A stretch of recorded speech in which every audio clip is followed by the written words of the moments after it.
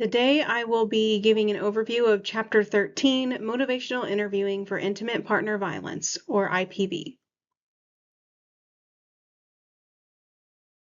For an overview of the problem, intimate partner violence, or IPV for short, is a pervasive issue and can include physical aggression, emotional, and psychological abuse. Arkowitz et al. Examined 111 articles regarding IPV and found that 22% of men and 28% of women report engaging in physical IPV, such as pushing, shoving, or grabbing. 32% of men and 40% of women report engaging in non-physical IPV, such as shouting, swearing, or insulting. And 43% of men and 41% of women included in these studies also report engaging in coercive behavior, such as emotional abuse, sexual coercion, and stalking.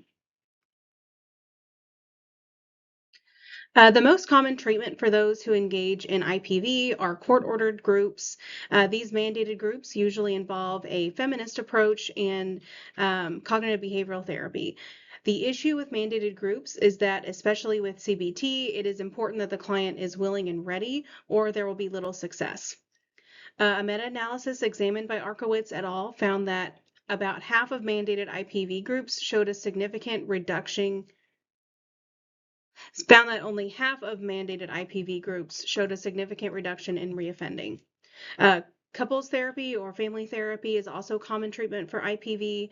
According to Arkowitz et al., couples therapy is either equal or more successful at reducing recidivism rates. However, couples therapy is only recommended for those who engage in low to moderate levels of IPV and for those who don't actively fear their partner.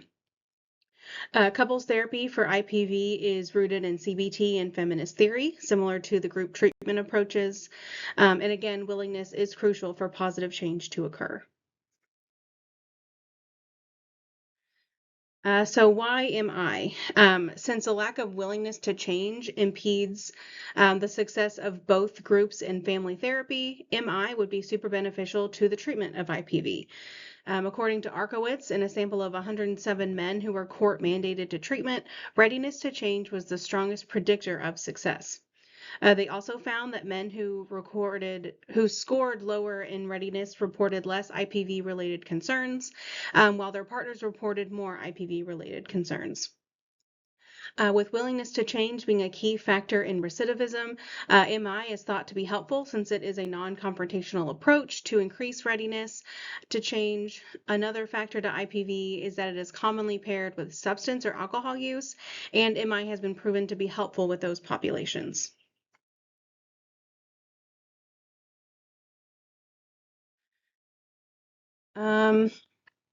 So Arkowitz examines some clinical studies in this chapter that look at MI for substance use as an adjunct to traditional treatments to IPV, such as group treatment and family therapy.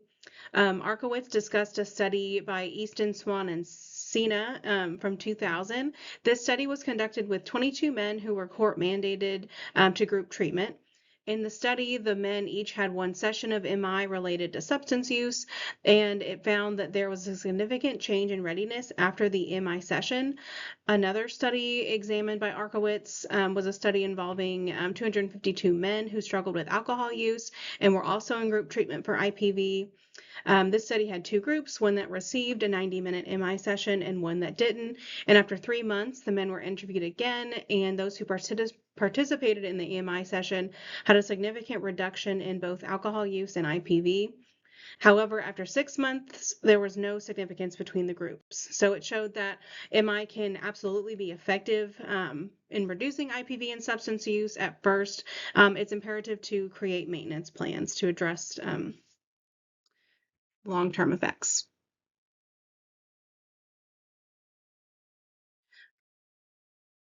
All right, so to look at steps on how to use MI for IPV, first, you'll want to provide feedback based on a self-report. The first step of using MI for IPV is to review the client's self-reported symptoms, then provide feedback based on that self-report. For example, you could say something like, "It looks like you scored higher on physical violence and lower on psychological abuse." Next, it's important to explore the client reaction to the feedback provided. So it could be helpful to ask the client how they're feeling about learning these results, if any of the results surprise them, or how the results align with their values. Then it's important to elicit change talk. So throughout the session, it'll be important to highlight any change talk and move through sustain talk, just like any other MI session.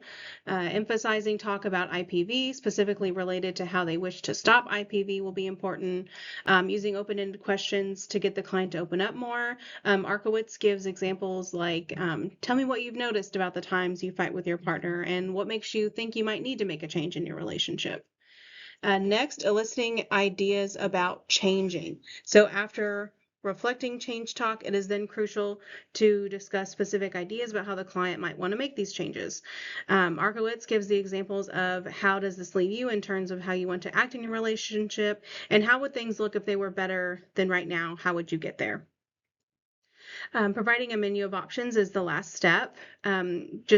Arkowitz explains that at the end of the MI sessions, you should include information on building healthy relationships, and the clinician should provide the client with resources to help with that.